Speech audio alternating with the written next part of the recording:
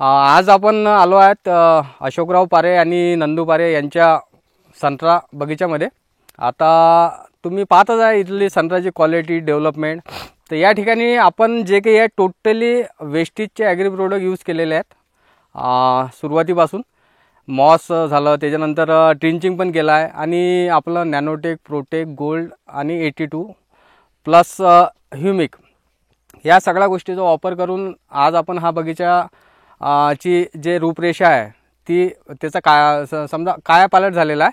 तर आता तुम्ही पाहू शकता इथली संत्र्याची फळाची साईज, क्वालिटी, शायनिंग आणि खूप जबरदस्त रिझल्ट आलेले आहेत आपल्या ॲग्री प्रोडक्टचे।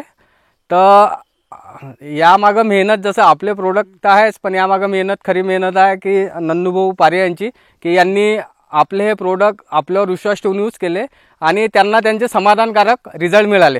आणि सगळ्यात महत्त्वाचं वेस्टेज करताना आपलं एकच हे ध्येय असते की पहिले शेतकऱ्याचं समाधान व्हायला पाहिजे, त्यांना चांगले रिझल्ट मिळाले पाहिजे, याच्यासाठी आपण काम करतो। आणि सगळ्यात महत्त्वाचं आपले टोटली प्रोडक्ट ऑर्गॅनिक असल्यामुळे झाडाची आणि त्यांच्या जमिनीची जे काही हेल्थ आहे आज ती पण चांगली कंडिशन होऊ शकते। तर नंदूभाऊला थोडंसं आपण विचारू, त्यांच्या आपले प्रोडक्ट वापरल्यामुळं, वेस्टेजचे ॲग्री प्रोडक्ट वापरल्यामुळं त्यांना काय काय अजून जाणवलं। हां, तर हे समजा जैविक वापरल्यामुळं मला असं वाटते की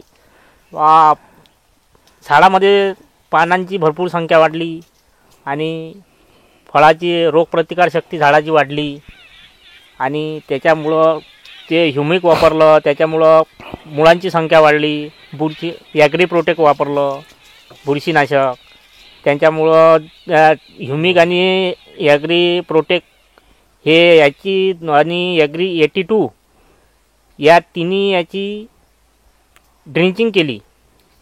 त्या ड्रिंचिंगमुळं चांगला असा अनुभव आला की म्हणजे झाडाच्या पानामध्ये भरपूर पानाची संख्या वाढली आणि झाडाची रोगप्रतिकार क्षमता वाढली आणि त्यांच्या फळाची क्वालिटी वाढली आणि झाडाच्या फळाची क्वालिटी तर वाढलीच पण फळगळणही झाली नाही, फार कमी झाली।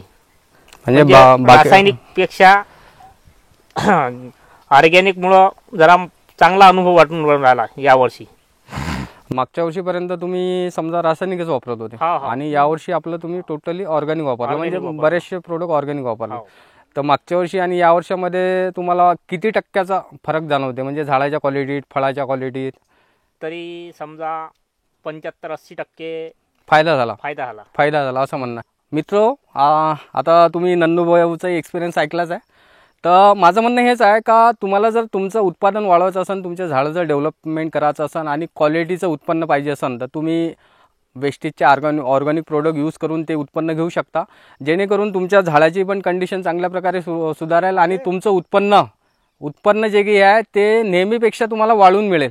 आता तुम्ही इथं पाहत आहे, इथं सगळ्याच गोष्टी वेल डेव्हलप आहे। पानाची साईज, पानाची संख्या, त्यानंतर क्लोरोफिलचं प्रमाण, संत्र्याची साईज, या सगळ्या गोष्टी इथं डेव्हलप आणि टोटली ऑर्गॅनिक पद्धतीनं आपण या सगळ्या गोष्टी वेस्टेजच्या माध्यमातून हे केलं आहे। आणि येणाऱ्या काळाची गरज आहे आज का तुम्ही ऑर्गॅनिक पिकवाल तर तुम्हाला त्याचे चांगले पैसे मिळतील।